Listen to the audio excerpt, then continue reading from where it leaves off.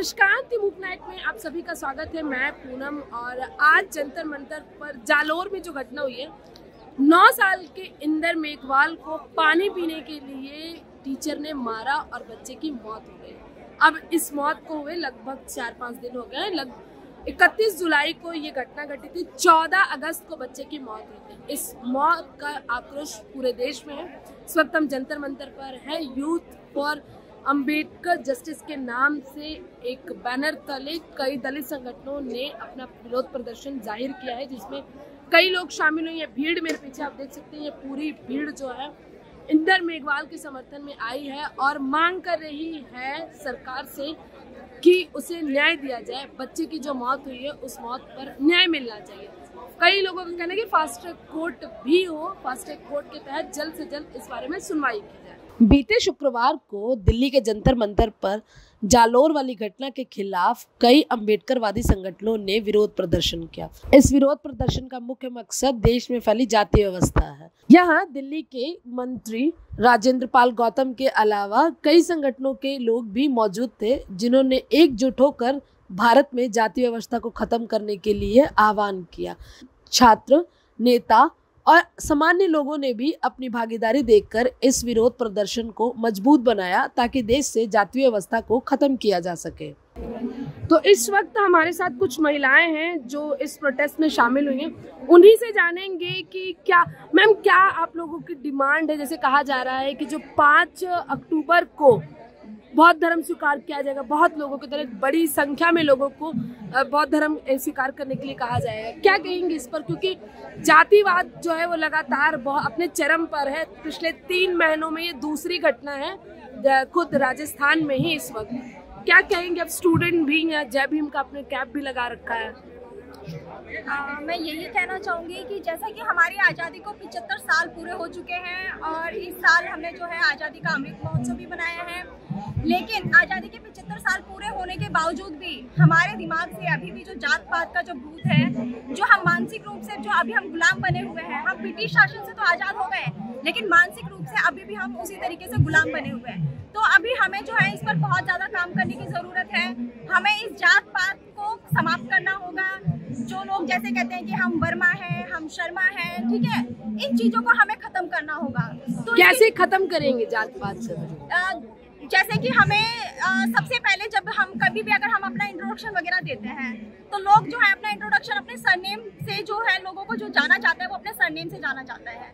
तो यहाँ पर हमें इन चीज़ों को ख़त्म करना होगा। हमें जाति तोड़ो समाज जोड़ो की जो धारणा है उसको अपनाना होगा। लेकिन जहाँ तक समाज की बात है, मैम आप काफ़ी एज है आपकी, समाज की बात है, पूरा समाज बटा हुआ धर्म के नाम पे, जाति के नाम, कैसे संवैधानिक तौर पे इसको खत्म किया जाएगा? जो बटा हुआ समाज है उसको हमें एकजुट होना पड़ेगा और उसके लिए व्यवस्था हमारी है सामाजिक परिवर्तन। सामाजिक परिवर्तन एक डॉक्टर अंबेडकर की एक पहचान, बौद्ध धर्म की ओर अपना सामाजिक परिवर्तन होना, उसके लिए एकजुट होने की ज़रूरत है। और एकजुट जब भी हुआ जाएगा जब हम सामाजिक परिवर्तन करेंगे। सामाजिक परिवर्तन के लिए हमें बौद्ध की ओर जाना होगा, अपनी व्यवस्था को उधर की ओर हमें ले जाना होगा, तभी हमारा समाज बहुजन समाज। आप कह रहे हैं कि बौद्ध धर्म की तरफ जाना होगा तभी समाज में बदलाव आएगा, ऐसा क्यों? क्योंकि सभी लोग हैं अपनी एक दूसरे की जाति को अपना बड़ा बनाना चाहते हैं। मैं को जो किसी को भी एक दूसरे के पास बैठने नहीं देना चाहता। ये हमारी जो व्यवस्था परिवर्तित, ये जो हमारा बदलना बहुत जरूरी है।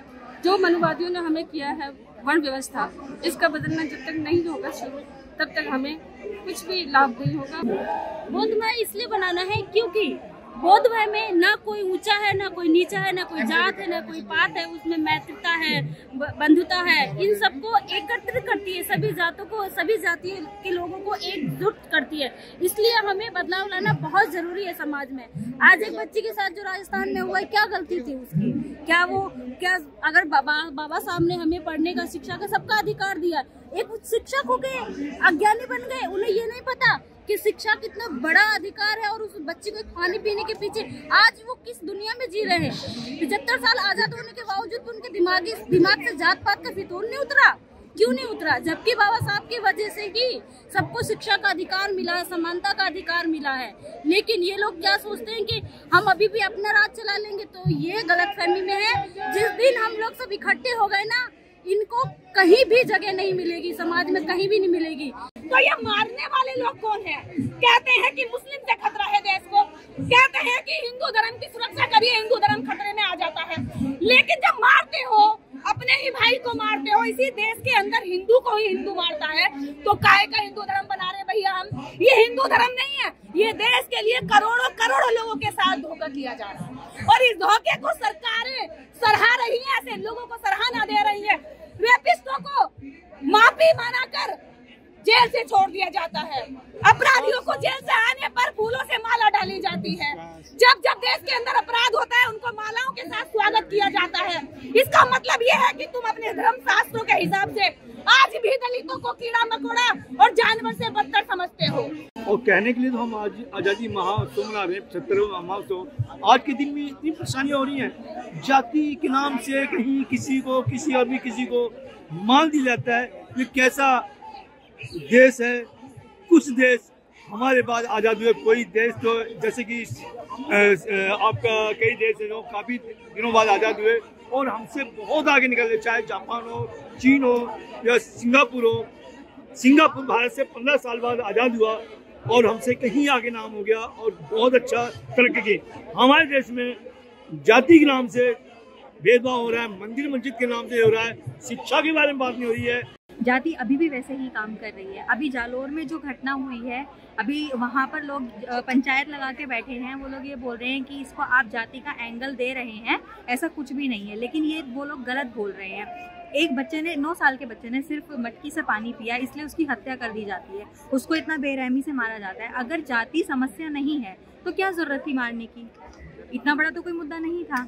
अब वैसे ही हम देखते हैं कि ये तो जालोर की घटना थी, क्योंकि राजस्थान में क्या है कि ये चीज़ें बहुत ज़्यादा वर्चस्व में है, कि बहुत ज़्यादा चल रही हैं। अब हम विश्वविद्यालय में जहाँ पढ़ रहे हैं वहाँ पर भी ये चीज़ें चलती हैं, लेकिन वहाँ पर जातिवाद होने का स्तर बदल जाता है। कहीं पर डायरेक्टली होती है तो कहीं पर इनडायरेक्टली। क्या विश्वविद्यालय में इनडायरेक्टली ये सारी चीजें बिल्कुल इनडायरेक्टली है। लेकिन मैं अभी इस घटना के साथ साथ जो 2-3 घटनाएं और देख पा रही हूँ, जैसे कि अभी एक दलित महिला शिक्षिका हैं जिनको जलाकर मार दिया गया। एक घटना और मैंने देखी कि एक स्टूडेंट है, टीचर ने उसके मुंह में लिटरली जो डंडा होता है वो डाल दिया।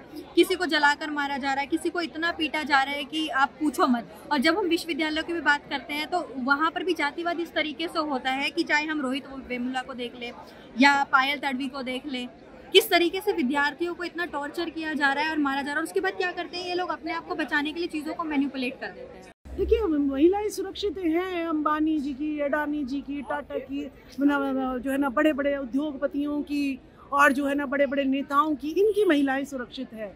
ये हम आम जन है, आम जन की महिलाएं सुरक्षित नहीं है जी। यहाँ बार बार कहा जा रहा है एकजुट हो, सभी दलित एकजुट हो, कोई अपनी जाति के आधार पर नहीं। कैसे होगा मैम ये?